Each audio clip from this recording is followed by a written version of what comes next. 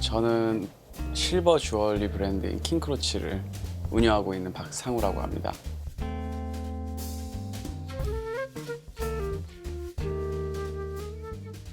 놀고 싶어서 홍대로 왔다가 잘 적응을 하지 못하고 있다가 원래 하고 싶었던 실버 주얼리를 학원을 통해서 잠깐 배웠는데 너무 재밌더라고요.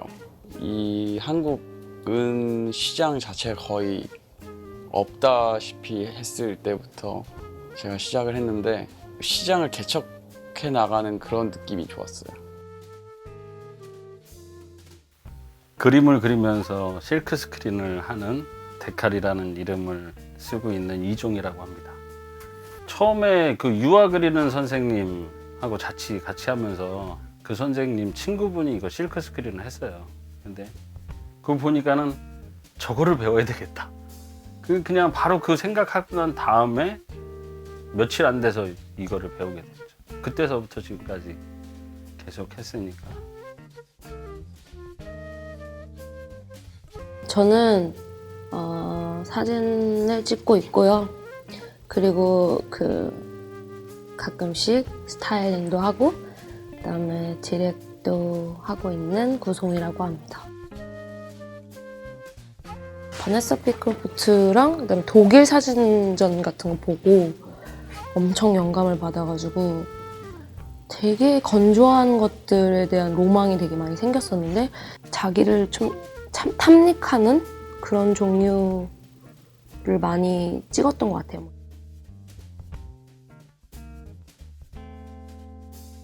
네, 저는 나싱 할싱의 도널드 K라고 합니다.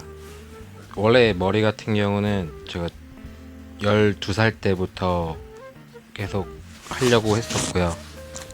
정식으로는 이제 18살 때부터 했습니다. 저 같은 경우는 이제 학원 외에서는 배워본 적은 없거든요. 그러니까 머릿속으로 상상하면은 그걸 하면은 이렇게 됐었던 상황이어서 홍대에 그 밴드 형이 있었는데 이제 머리 하는 걸 어렸을 때부터 알았으니까 그럼 좀 더 남성을 집중적으로 해봐라. 그 전에도 남성을 했지만 이 문화가 제가 좋아하는 문화도 50년대 로커빌리 쪽이었으니까 잘 맞을 거다 해서 이제 바버샵 쪽을 조금 더 알아봐봐라. 이제 그렇게 해서 알아보게 되었죠.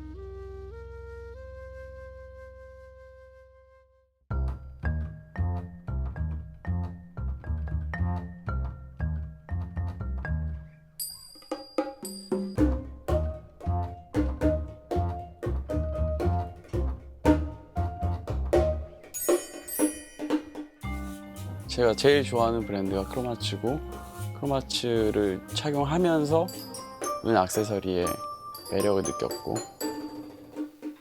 그 그래피티 1세대 반달이라는 친구인데 그 친구 작업을 하면서 굉장히 충격을 받았어요. 신디 셔먼 같은 경우도 많이 영향을 받았고 근데 사실 제가 신디 셔먼에 대해서 영향을 받으려고 했던 건 아니었고 선생님께서 그렇게 사진 찍는 성향을 보고 그렇게 가면 재밌을 것 같다 이렇게 얘기를 해서 찾아보다 보니 이제 그런 영향을 받게 되었고 90년대 이제 너바나 같은 경우를 좋아했고 좀 더 이제 알았을 때 고등학교 때는 이제 펑크라는 것도 알게 됐고 이제 펑크가 알게 될 쯤에는 60년대 모즈 음악도 좋아졌고 그러다가 이제 조금 더 가서 50년대 로커빌리가 이제 메인으로 딱 잡은 거죠.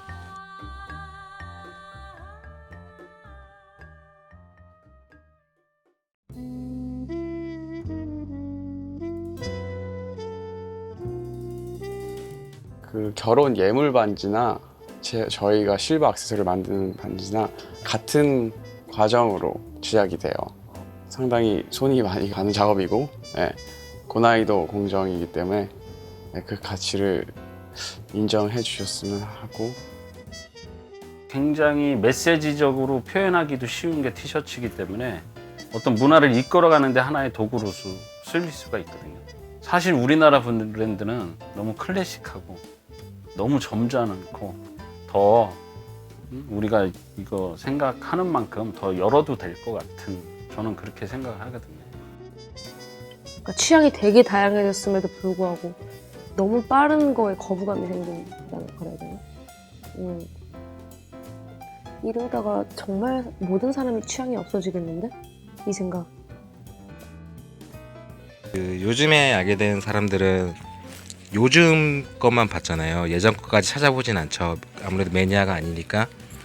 근데 저 같은 경우는 이제 머리를 한 지가 20년이 됐는데 이제 글들을 보면 가끔씩 아 요즘 바버샵이네 뭐 그러니까 너무 그렇게 많이들 알고 계시더라고요.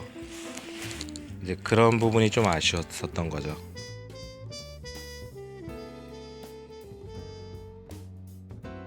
저는 사람들이 어떻게 생각하는지보다는 제가 좋아하는 걸 그냥 만드는 것 같아요. 뭐 10사람이 이건 좀 아니다라고 해도 2사람이 예쁘다고 하면 상관없어요. 시간이 지났을 때 이게 뭐 어떨 것이다 그런 거 때문에 이제 더 좋은 것들을 이렇게 써주는데 그 미묘한 디테일은 일반 사람들은 알 수가 없고요. 제가 만족인 거죠. 다른 곳은 뭐 하나의 작품을 하기 위해서 시간 투자를 많이 할 수가 없거든요. 그런데 저는 오히려 그 반대로 하거든요. 이 하나 작업이 있으면 하루 종일 할 수 있는, 심지어는 뭐 15장 찍는데 7시간도 걸리고. 진짜 멀어둔 나만 좀 내가 원래 있던 나로만 표현됐으면 좋겠어. 이게 내가 무슨 짓을 해도 나 같았으면 좋겠는 거? 그냥 그 생각밖에 없는 거? 어떤 방식으로 표현하다가 보면 결국 하나가 되는 거? 저희는 지금까지 했던 대로는 계속 할 거고요. 조금 더 편의를 더 드렸으면 좋겠습니다. 손님들한테. 예를 들어서 공간이 더 넓다거나 그런 쪽 손님 쪽에 쓰여있지 저희가 따로 바뀔 거는 없다고 생각을 해요. 이제 어려운 거는 단지 긍정적이지 그 외에는 크게는 없었던 것 같아요. 왜냐면 좋아하는 걸 했으니까. 그리고 그게 멋있다는 거를 어렸을 때 저 혼자만의 생각으로는 알았고, 내가 멋있다고 생각하는 거는 언젠가도 멋있어 해줄 거라는 거를 알았다는 믿음?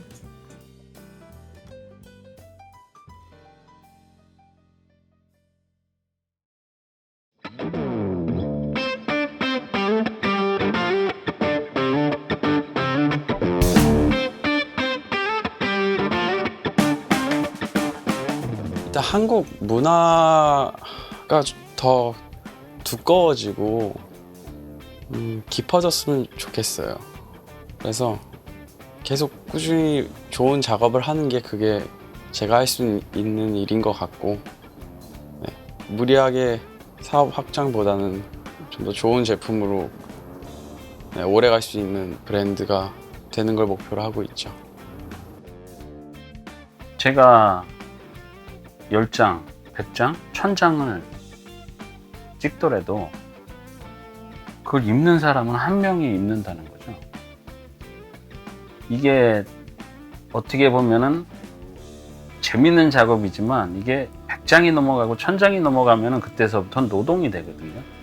근데 그 노동을 이길 수 있는 거는 이거 입는 사람이 한 명이라고 생각을 하면은 그것도 그림을 그리게 돼요. 아니면은 노동으로 끝나는 거죠. 그 신념은 계속 갖고 있어야 돼요.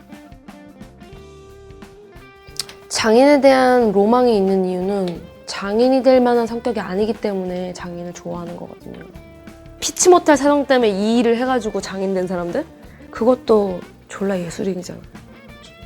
네. 그 이유 자체가 숭고한 거죠. 너무 제멋대로 살았던 것 같아서 지금 또 새롭게 지내지 않고서는 자극을 받지는 못할 것 같아서 죽거나 살거나인 것 같아요 지금. 죽거나 살거나인 것 같아요. 손이 떨리지 않는 이상은 계속은 할 생각이에요. 손님이 어디 외국에 있는데 머리가 너무 하고 싶다, 와달라, 그러면은 갈 수 있는 그런 상황들, 그게 개인적인 가장 큰 목표예요. 사람들의 인식은 이발사 같은 경우는 뭐 하얀 머리 되고 할아버지가 돼야지만 장인이라고 말을 하더라고요. 대부분의 사람은 아니지만 소수의 사람들은. 근데 제가 생각할 때는 꼭 하얀 머리가 되고 할아버지가 됐다고 장인은 아니라고 보거든요. 그러니까 그 기준이라는 게 좀 애매모호하다는 거죠. 그러니까 20년을 했는데 안 알아주면 안 알아주는 거고, 알아주면은 좋은 거고, 그렇게 생각합니다.